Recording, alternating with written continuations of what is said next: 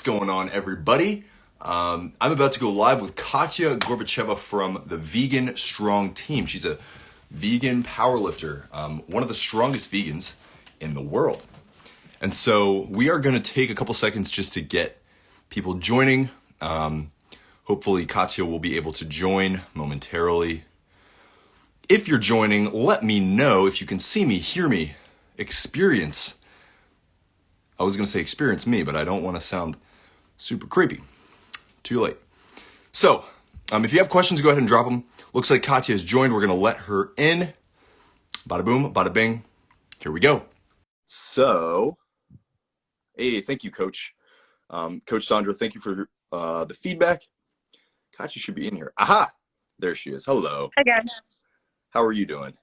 I'm great. How are you? I'm doing excellent, excellent, excellent. So before we jump in, I just want to give a quick shout out to everybody watching. Thank you for joining us. For those of you watching the replay, thank you for watching the replay. Guys, if you have any questions, drop them in the comments. There's also a question box specifically so we can go back. A lot of time if you ask questions, they'll get lost in the stream. And so if you have a question that you want Katya to answer, make sure that you drop it in the question box specifically because we can go back towards the end. So without further ado, Katya, thanks for being here. Yeah, thank you for inviting me. Absolutely, absolutely. It's a pleasure. Would you do us a favor and give us a little bit of a background on who you are, and then we'll jump in. Okay. Let's see. So I think I've been vegan like 6-something years. And I'm originally from Russia, came here like 11 years ago, studied in college, was originally an engineer, didn't like that. Just quit everything that I was doing and started competing in bodybuilding, got certified as a coach, started coaching my girlfriends. I've already been coaching since like college, but I never charged them for it, so I didn't know it could be like a career. So I was really enjoying helping women get strong. Most of them, of course, wanted to just lose the weight, but I was like, no, let's sneak in some strength training in there, man. So whoever stuck, I loved them, and I think I've changed their life for the better. After bodybuilding, kind of halfway through bodybuilding, I was going from bikini to figure. COVID happened, and I was like, screw this. I don't want to stay lean. Nobody sees me anymore anyways. I'm at home. So the gym that I was currently at, we got a permission from the mayor to drag your equipment outside every morning, sign up through the spreadsheet, put each piece 6 feet apart, and Привет, Katya. Привет. Oh, somebody's Russian in here, or Russian speaking. Hi.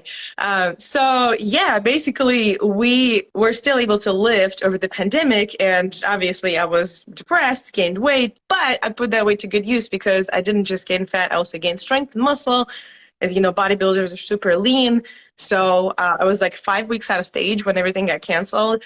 And I just gained my strength back and was lifting and met my first powerlifting coach a little bit before that, so we're still training. Met my other coach Alexi, with whom we work together now, and basically started competing powerlifting maybe like a year after that, kind of accidentally. My boyfriend at the time was competing, and he was like, you should do too, and I'm like, nah, I'm not gonna be good. So I competed and got second, and now, I mean, you see the wall. I got all this gear. Yeah, so I've kind of been competing ever since, not for any particular reason. It's a hobby, and it's also good marketing. So, you know, unfortunately, people don't ask me, like, what's my certification? Why should they listen to my advice? They're like, ooh, you compete in the show. Ooh, you compete on the meet. And I'm like, cool. If that makes you listen to me, fine. But you should check other things too. Yeah, that's a great question. I think I might dive into that a little bit later. I mean, why those kinds of things matter and why we should be looking into those things before we, you know, choose to work with somebody. First things first, Okay. You have a really interesting story being somebody that is an immigrant, right? I mean, what was that journey like for you? I mean, you mentioned 11 years ago, I think you said that you came to the US for an engineering degree. Let's see. August 2011 is when I came. Did I calculate right? No, I made a mistake. Is it 12 years? 10, is that 2011 to 2020? Oh, Yeah. boy. Time flies. I know, you're right. It was 11. Yeah. So tell me about that. I mean, what was the thought process and what kind of was the journey like? Oh, there wasn't no thought process. I was just like, I want to be independent, and based on the movies, American college seems cool, so I'm going to do that. Well, So I did cool. do that. there was no thought process at all. I mean, I was 18. And you did it. I mean, what and so you came to study engineering. Tell me a little bit Yeah, about, here at Duke University. and can you tell me a little bit about the transition from like, I'm doing this engineering thing all the way to becoming a coach in the athletic space. What was that like for you? So I don't think my decision making was necessarily that. I just really, really Okay. hated my job because I was working as a commercial construction manager, and the majority of people with me were dudes. They were not vegan. You know, they were also kind of like there was a lot of harassment going on and just like disrespect. And I, you know, was this jacked vegan girl with blue hair. And this is actually a new development. My hair is usually blue. I don't know why it's brown now, maybe because I'm lazy. But yeah, good luck to you women. I think there's 3 to 5% of women in commercial construction. So, you know, if you're a minority, imagine that you got combined with all of the other minorities. That's how women in construction are being treated. So I did not enjoy that at all. I didn't enjoy, you know, the lack of understanding for my way of life and why I like to lift, and kind of mockery of both of those things. And I was basically, the reason why I became a coach is because I quit my job cold turkey. I had some savings and I was like, let me just regroup and figure out what I want to do that does not make me miserable. And that was the only job that I could think of. I love helping people based on my own experience, helping women predominantly gain strength. And yeah, that was it.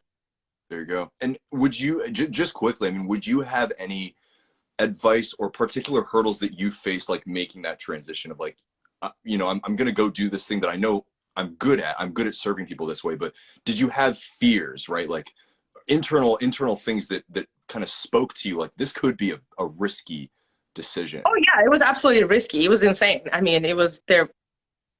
But I guess the reasoning was I could always go back to construction, and if I got a job with a company, I would have probably got a salary raise as well. So it's not like with a Duke degree I'd be, you know, out of a job, and with some experience, like it was fine. Also, I want to say hi to Helene. We just did an Asheville Veg Fest together. She just joined. If you live in North Carolina, please join Asheville Veg Fest next year. It's our biggest Veg Fest. I help with those events, and we really, after the hurricane got canceled, so we really busted our asses to make it happen this year. So if you were there, thank you very much. I was speaking there as well. And yeah, it was super tiring, but super fun. Awesome. And you have all kinds of posts on your page from that. So yeah. Cool. Can you tell us a little bit about, I know probably the vast majority of people watching this are already vegans or already plant-based. But could you tell us a little bit about your journey? You mentioned being for about 6 years now. What was that transition like for you? Yeah, so they did a blood test at one of my jobs, and my cholesterol was like super high, and so were my triglycerides. And I think the keto diet became famous popular a little bit before, and I was trying to eat quote unquote clean, hate that term. So I think I cut out like a bunch of carbs and like bread, and like maybe dairy, and I was lifting heavy in the gym. I was running, but I felt like kind of there was like a brick in my stomach. I didn't really like, my muscles were kind of like stiff and not recovering well. I don't know. And I couldn't run like at all. Like my lifting was okay, but my endurance sucked. And I was lean-ish. Like I had a 4-pack, but like I also was 20 pounds lighter, and now I also have like a 4-pack. If I lean out maybe 5 pounds, I'll have a 6-pack. So like it was yeah, clean, natural, all of the marketing terms. Right. So yeah, basically, I was shocked because I thought, oh, I'm doing the right thing. I'm doing this, you know, the new diet that everybody's talking about. So basically, I don't think I've ever researched the nutrition part of things. I've always, been into kind of lifting in sports and since college, because my dad likes to lift weights. So I figured based on my blood work, maybe it's time to look into what I actually put in my body. and there was either What the Health or Cowspiracy, or I think those movies came like one after the other. So I watched one and I watched the other, and I was like, holy shit, I'm eating all this stuff. And also, I'm a huge environmentalist. So, like, what am I doing if, like, it makes no sense Right. to, feed a cow for 2 years and then eat the cow. Just eat whatever the cow would have eaten otherwise. Like, what are you doing? So, yeah, basically, I became this, like, militant new vegan who goes and tells all their friends, like, oh my gosh, I didn't know. Did you guys know what we're doing? Like, to ourselves, to this plan? Like, holy shit. And then I stopped, basically, after like 3 or 4 weeks of terrible tofu cooking experiences and thinking that protein comes from beans. Shocker. It doesn't. We can talk about it later. The majority of it shouldn't come from beans and legumes. But anyways, I tried that. But regardless of my weird dietary experiences, I finally figured out what I need to eat. Later on got a bodybuilding coach who also taught me some things. And yes, stuck with that. My blood cholesterol has been normal ever since. It's been in the green. And yeah, and then I got into more of the ethical side of things as well. Yeah. And would you say that now, like, how would you label your primary activism? Or would you even say I've got a primary activism? Would you just say like my life is kind of this method of being an activist? Being an activist? Sorry? Yeah, so like you mentioned, like when you first went vegan, like I think a lot of us can relate to that feeling of, man, I just want to tell everybody. I want to scream it from the rooftops, like you've got to freaking Yeah. Okay. I'm more of a quiet activist now. So the majority of the gyms where I went, or I have been going throughout my lifetime, obviously, if they're a lifters gym, they would be like, strongman. They would not really care. They will all eat meat. So I don't tell anybody that I'm vegan. I get on there, squat some records. I'm still on the record board of my former redneck gym here in Hillsborough, North Carolina. Nobody's beat my squat records. It's, I think, 360. No, it was even lower. Now it's 363. Before it was like 350 something. But anyways, and people be, oh, like this person's on the board. Like, who is she? And they would look up my Instagram and see that I'm vegan and would just be like, whoa. Yeah. So I like that. I don't like going and preaching anymore. I just like doing and competing and stuff. And I'll compete in my plant-built shirt. I'll have my vegan strong gear. And I mean, you should have seen us at Mr. America. Like, powerlifters just like walk like a gang, in our hoodies with our gallon jugs of water. And everybody's like, who the hell is this crowd? Those are vegans? Yeah. Right. So I think that makes the most sense for my activism. Yeah. Yeah. When you transitioned to a plant-based diet, did you experience any kinds of, I mean, obviously you mentioned like when you were eating a lot of animal products, like the tightness in your body, obviously like the super high cholesterol. Did you experience, I mean, was it a pretty quick shift in feeling and in physique when you transitioned, or what was that like for you? Yeah, so I think after getting used to all the fiber, I started feeling lighter. So I had to get used to feeling more bloated because I like to eat large quantities of food, but I've definitely lost some weight. And I feel like over time, I've also I probably lost some both muscle and fat in the beginning. That's why I didn't say I lost just the fat. I probably lost both just because I was worried about my blood work and health. I wasn't worried about my athleticism. And then later on, when I got my programming into in nutrition to the right place, then it was up from there. I want to ask you about protein because you what's within that? Okay, we're back. Oh no, I can see it. Yeah, you're fine. Before we got on this live, like you were mentioning to me about the protein. We were talking a little bit about protein, and one of the things that you just mentioned was like, beans are not a primary source of protein. And I know for a lot of people, they do use as a primary source of protein, even though it is I have an assignment for the people in the chat. Okay. How much do you think how much protein do you think beans have percentage-wise? Type the number in the chat. Yeah, we'll see. And you can ask me the next question, and then when we read the numbers, we'll answer this one. Okay. Yeah, and so I mean, for you, was there kind of a shift that made you change your mind and have that realization of like, oh shit, you know, this perhaps isn't something that I should be relying on as a protein dominant source? Oh, we did get a good response here. We got my cholesterol went from 290 to 170 as of latest blood test. Last week is 100% plant-based. I'm still surprised. Nice. Yeah, I mean, the majority of my clients also now, like I have a very small amount of clients who come to me and they're like, oh, hey, I need to fix my cholesterol. Yeah. And I don't like the pills that my doctor prescribed. I've looked in this plant-based stuff, but I don't know how to do it. And can you help me? And yeah, we do it. We go plant-based. And yeah, basically it works. It drops their cholesterol. Okay, we got an answer, 15 to 30%. Yeah, basically beans are 72% carbs.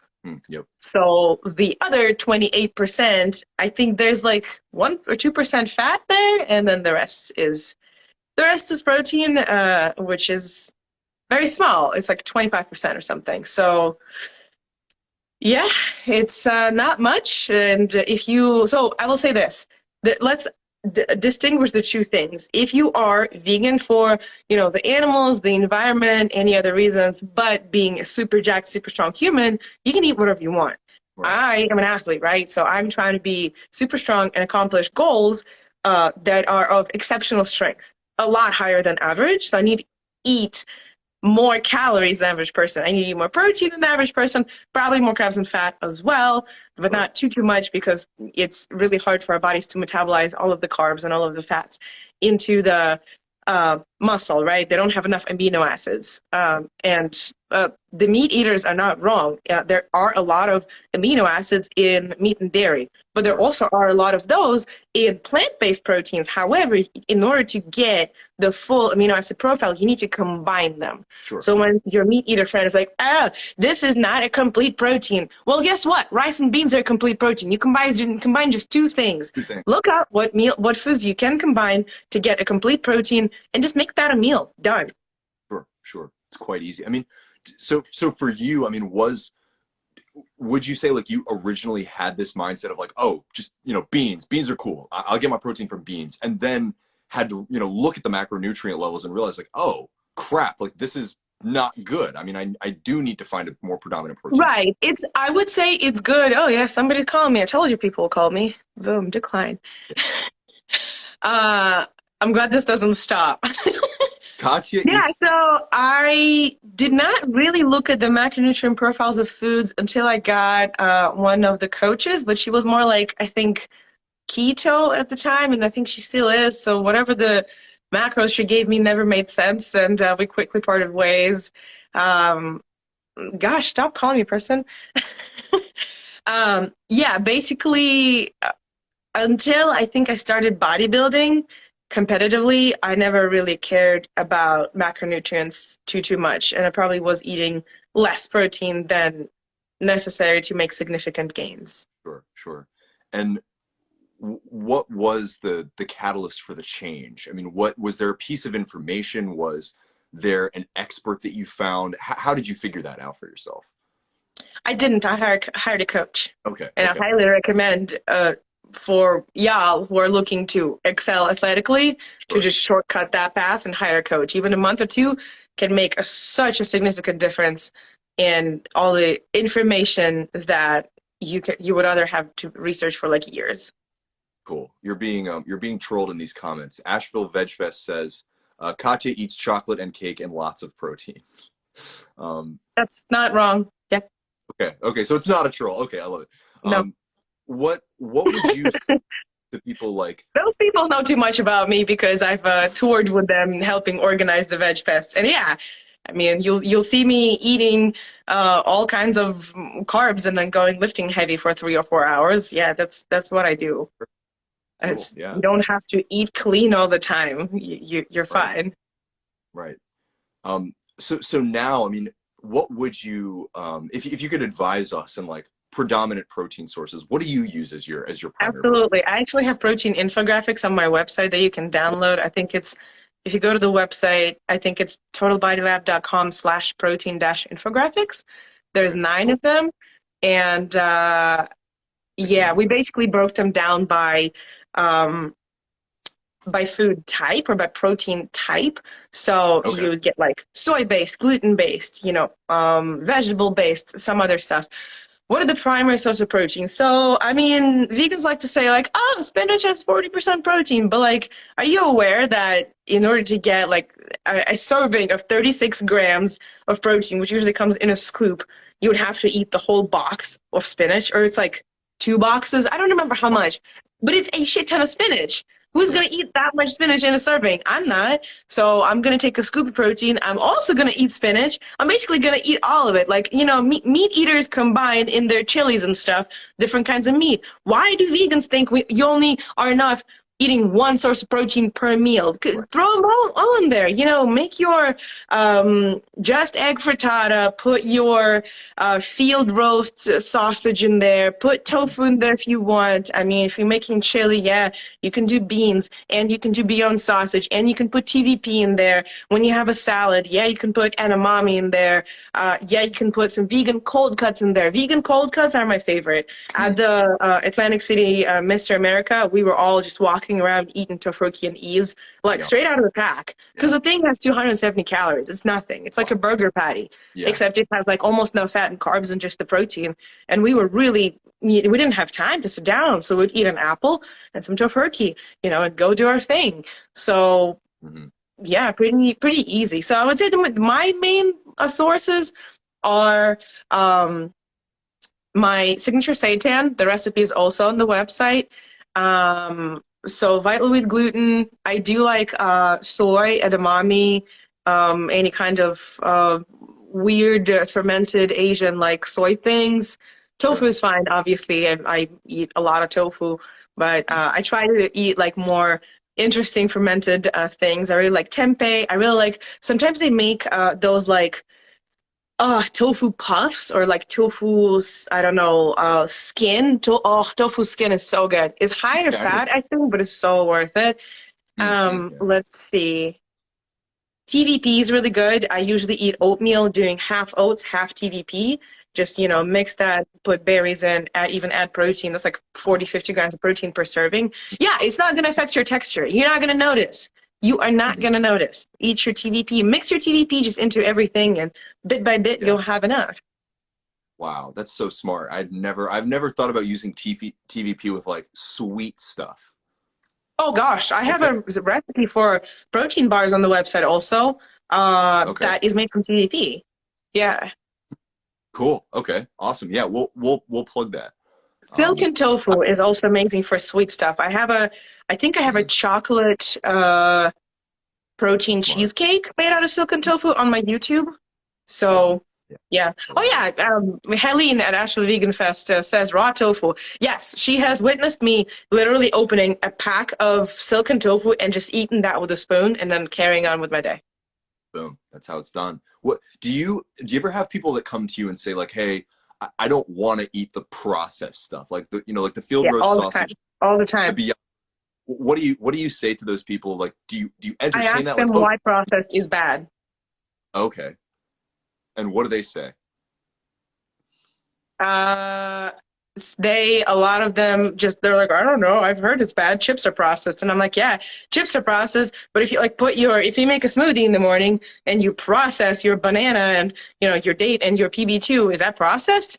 I guess. Or like, is your soup processed? Because you heated it, you cooked it. So like, what the hell? Right. So basically what people are trying to say is, I mean, it's the same logic of like people being afraid of eating like bread and potatoes and carbs. Carbs are going to kill you. Like, I mean, that's the majority of the non-vegans think that, but there's some vegans who also think that, which is insane to me, because your body prefers to get energy from carbs. Anyways, the processed, I usually, when people give me some kind of bullshit, I just ask them questions like, why is this bad? Why should you, so a lot of them say, ooh, sodium, ooh, gluten, ooh, soy. And then you know exactly what to address. Sodium's not bad for you unless you are eating, a lot of meats and a lot of dairy and you already have high blood pressure and heart problems. So sodium is an electrolyte. Your body needs sodium to have a good electrolyte balance. Sodium is fine. Plants also do not have it. So you need to add it. So the fact it already exists in your vegan sausage or whatever is totally fine. I eat so much sodium because I don't have a problem with my cholesterol anymore. And yeah, people in my family have problems with high blood pressure, but guess what? They all eat cheese and butter and dairy every day. Exactly. Yeah. Yeah. Here's a comment from Smell Those Trees that says the issue for me is how calorie dense processed foods are. So it's easier for me to eat whole plants. I can eat more and I can get fewer calories. That's true. Yeah, that's accurate. That's a good thought process. I guess. So it sounds like this person is trying to lose weight. I'm trying to maintain my weight, so I actually like high calorie foods because then I don't need to just sit eating for an hour, another hour. You know, I like to have high calorie foods. It's easy.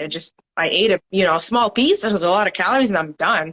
But yeah, if you're trying to cut calories, then yeah, you need to watch out for the processed, or not processed, for the fake meats that have less fats typically. So not all fake meats are equal. You can make your own, right? Go make your seitan. Go make your protein bars or whatever you want to make.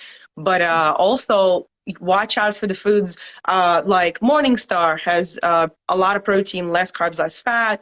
I think it's only a local North Carolina company. Delight Soy, amazing macronutrients. Gardein is okay. They're like equal on carbs and protein. Tofu mainly has fat and protein, almost no carbs. So Right. basically, if you track what you eat, right, then let's say for breakfast you ate like oatmeal with berries. That's mainly all carbs.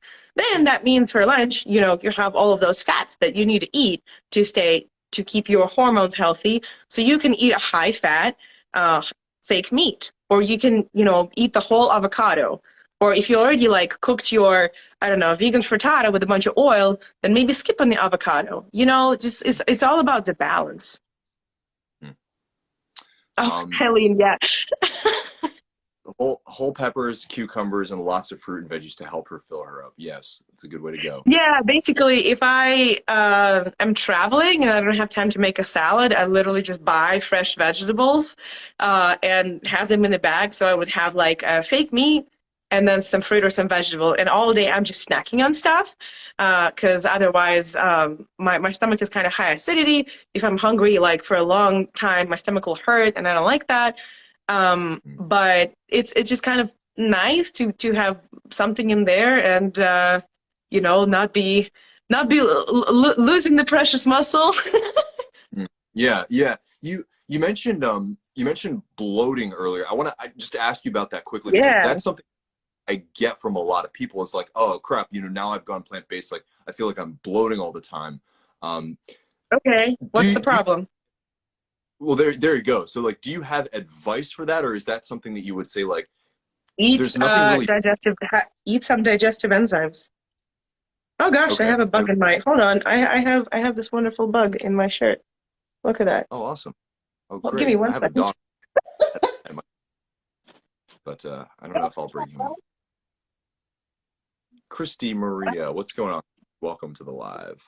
That's crazy. It's gotten colder in North Carolina, and all of the stinky bugs just want to climb into my closet. Totally. Yeah. I live in Maryland and it's the exact same thing right now. So but yeah, I mean, like so when you hear that, if somebody comes to you and they're like, yo, Katya, like I'm bloating all the time now, would you say like first and foremost, is there anything wrong with that other than just general discomfort? And then second, you mentioned enzymes that can help. How does a person apply those things? Oh, the digestive enzymes, yeah. If you have eaten a lot, or if you have eaten heavy foods, if you have eaten high fiber foods, you can take digestive enzymes. From bodybuilders Okay. take them all the time because we need to keep our stomachs flat. And when you practice posing, you really do the vacuum, stomach vacuum, try to suck it in and really like keep it Yep. um, small. And that's also the main reason actually why bodybuilders eat meals frequent times a day is because they want Mhm. to avoid stretching the stomach and having any bloat in there, right? So, like, I, as a powerlifter, really don't care about that. I eat large meals. I eat a large bowl of, salad and then the main course and then dessert. And I don't care if I'm bloated. Yeah, definitely have a lunch or dinner baby belly, but it's okay. If people are uncomfortable with that, I can recommend eating more fat, less carbs, or eating lower fiber foods. So if you still get enough fiber, which as a vegan, I'd be shocked if you aren't, then Right. nothing to worry about. yeah, if that's uncomfortable, um, drink water separately from your meals, like 10 minutes before, finish drinking water and then eat your meal, not to digest all of the juices in your stomach.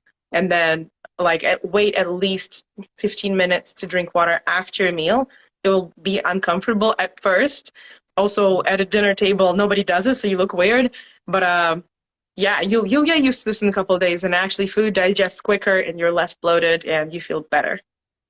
Sweet. That's awesome advice. Yeah. I wanna pivot a little bit to, going back to your transition between bodybuilding and powerlifting. And you Hmm. mentioned that was during COVID. I mean, could you tell us a little bit more about, like, you kind of gave us a snap into why that happened. But I Hmm. also want from you, as a person who, I assume you were a figure competitor, like you were doing um, figure competitions. Thank you for Um, assuming. I was in bikini. I was getting ready for figure, and everything got canceled. okay. Oh, okay. Yeah. Was it, I'm trying to figure out how to frame this question. Like, mentally, was it difficult for you to kind of transition in those worlds? Does that like broad question make sense? Yeah, it does make sense. And I Okay. don't think that's how I was thinking really. It's like, oh, transition between one sport on the other. Like to me, Okay. they're both like strength sports, or I guess Right. no, they're not. Bodybuilding is a pageant, it's not a strength sport. And I don't like I was never cool or I wasn't considered like pretty in high school or college because I don't know, I looked like a tomboy. I never really had a waist or like, the curves. So I really tried to like I think for the majority of my life, prove to others that like, look, I'm a woman, I'm beautiful, and Mm-hmm. bodybuilding is like a weird muscular kind of pageant version of that. So it's kind of sad, but yeah, I guess because I competed in bikini, I was like, all right, I was too muscular for bikini. I didn't win my overall because I was too big, which is funny. So I should have done figure the first year, first time around, but my coach didn't know better. So anyways, second year, switched coaches and I was getting ready for figure. Everything was going so well. And then COVID hits and I was like, all right, so I'm staying lean for who? Nobody Right. can see me. Yeah, so my gym at the time really did an amazing thing. We just we got the permission from the mayor to not close, but carry all the equipment out in the morning and then back in the evening, spread it 6 feet apart, so we're able to train in the parking lot. You Mm. wouldn't believe how hot those barbells got. Like we had and the tan, like you could see every single workout bra design when I Mhm. took my clothes off because I mean, yeah, it was like in one of those movies, when like boys work out in those like tiny shorts and girls work out like in the minimum clothing because it's just so damn hot. But yeah, we trained outside and I gained weight. I gained probably the majority body fat, but then later muscle as well. Mm. And lean, like my body doesn't like to stay super lean, right? I Mm. walk around probably around like 25% body fat, 20 to 25, I would say, if I'm being generous. Right. And powerlifting was a lot more comfortable because I can eat whatever, I can have a beer every once in a while. I can travel, I can still do my thing. I don't have to run around these stupid Tupperwares, to meet my macros, especially at the end. Right. So it stuck around better. Yeah. And was there like a coach, or was there a person that introduced you to powerlifting, or did you kind of just stumble into it? How did that happen? Yeah, actually, so it's funny that you ask. One of my friends, I guess friends of friends, we kind of knew each other through like the immigrant circles. But he never lifted me and I never lifted with him. I knew he was doing some strength sport. But after I competed in bodybuilding, everybody and their mother sent him my profile saying, "Hey, you and Katya do the same thing." And he was like, "No, you idiots. She's a bodybuilder. I'm a power lifter. Stop it." But anyways, Right. he hit me up and he was like, "Hey, do you want to go to the gym?" He's been injured for a couple of years and hang out with me kind of, helped him just bounce back to it because he injured his hand basically. And Mm. to grab the barbell, it was weird. But yeah, in like 6 months, he regained all his strength. He was number 3 in the country whenever he competed, maybe like 6 years ago. Yeah, so he's a really knowledgeable coach, and he taught me how to lift properly, not do this, like, oh, aerobic bikini leg swinging, yay. So he taught me how to lift heavy, and I loved it. Cool. And it was weird because out of all the bodybuilders in my gym, I was the only one who was doing squat, bench, and deadlift, and also trying to grow my compounds, not just, lifting for hypertrophy and doing my 8 to 12 reps without any program. So, Right. yeah. Right. And when did you first compete? And then how did you get involved with the Vegan Strong team? So actually, when I was about to compete bikini, I think Vegan Strong Team was taking a break because they just competed for a number of years, and then some people were doing other things. I messaged, I think Robert Cheek, Mhm. and I think I also tried to apply to work with Danny, but it like didn't go through or something, or I don't know. Anyways, the stars aligned so that we did not get connected. And Mm. Robert responded basically with something like, "Hey, yeah, Vegan Strong Team is not taking applications at this point," or something. And I was like, "Oh, I suck. Wow, they don't want me. Oh, That's right. terrible." But they were just not competing. Right. They weren't doing anything. And then the pandemic hit, and they of course were not doing anything because of that. Right. Vegans are very Yep. conscious of those things, so naturally they were not. And I was like, but I still thought like something was wrong with me. So basically, I mean, I try to like follow. I still followed them. I have uh, Robert's book. I have Daniel's book. Like all of those great folks. Like I love their message. Yeah. And meeting them in Atlantic City this past weekend was incredible because like they're celebrities. And we hung out there like, we're a family. So I was like, whoa. Wow. Anyways, Giacomo reached out to me. He said him and Danny did research on which athletes to invite, and since I'm one of the strongest vegans out there, they sent me an invite, and they liked how I present myself on social media and I guess the message and all of that. So they just sent me an email, and I thought it was spam because I had two video messages, and I was afraid to click on it, but it was not spam. So yeah. Wow, that's legendary. And so now, like, what is there kind of a continued?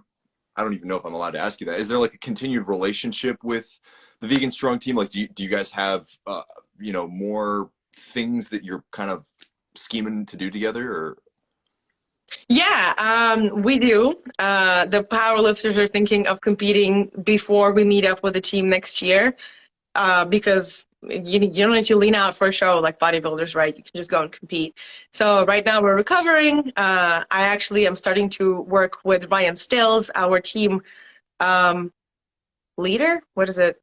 Team captain. Yeah, Ryan Stills. He actually just competed in the Worlds and won the Worlds. So he's the strongest masters in 120 kilos and under. Super nice guy, super knowledgeable. So I've been with my coach, who I deeply love and respect, and we are continuing to work together. We coach clients together with my coach Alexi, but Ryan is going to do my powerlifting programming just so I can learn from a different person.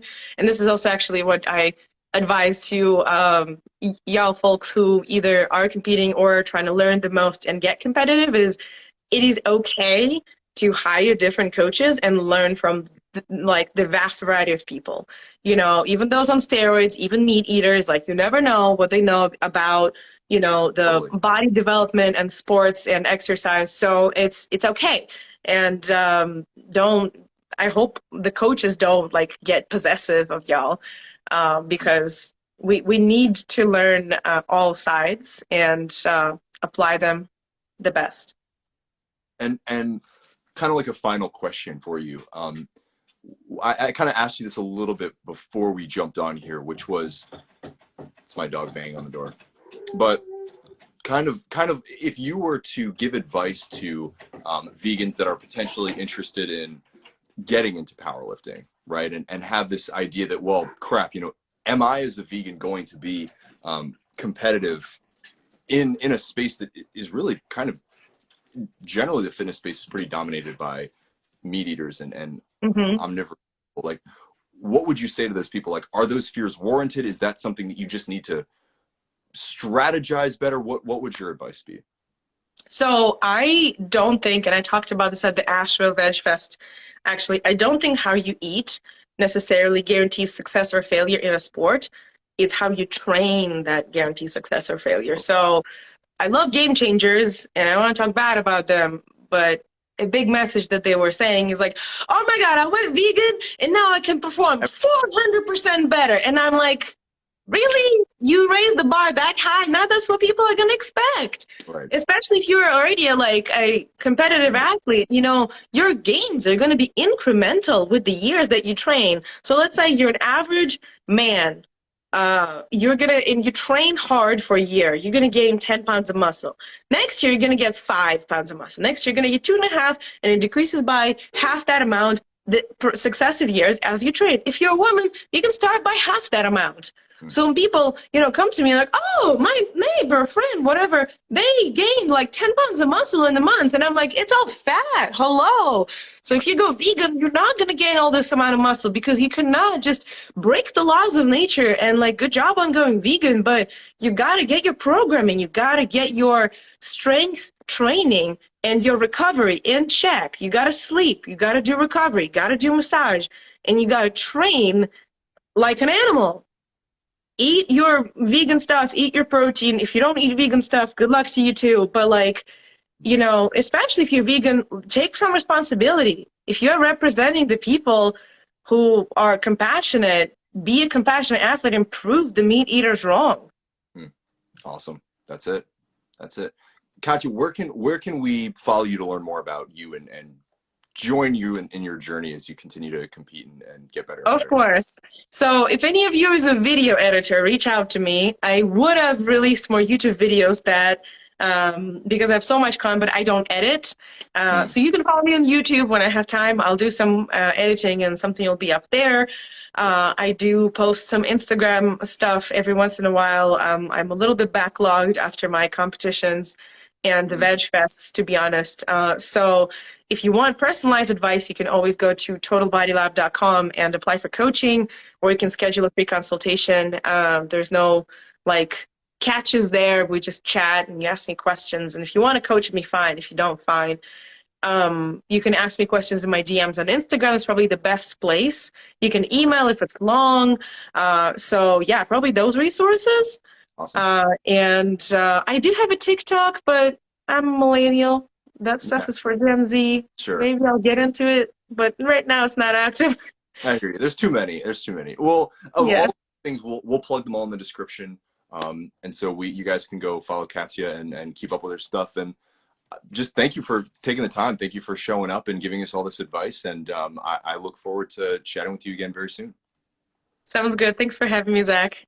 Thank you guys for joining. Bye. Bye, everybody.